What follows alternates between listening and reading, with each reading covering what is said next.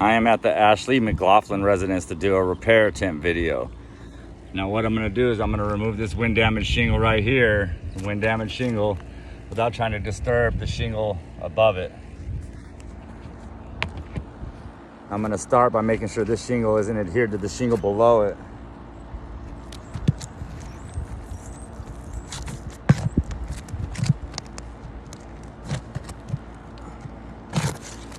Okay, as you can see, I'm counting our first issue in repairability. Yeah, this roof is not repairable. I'm gonna show you why. Look at the rip in this. I'm being gentle.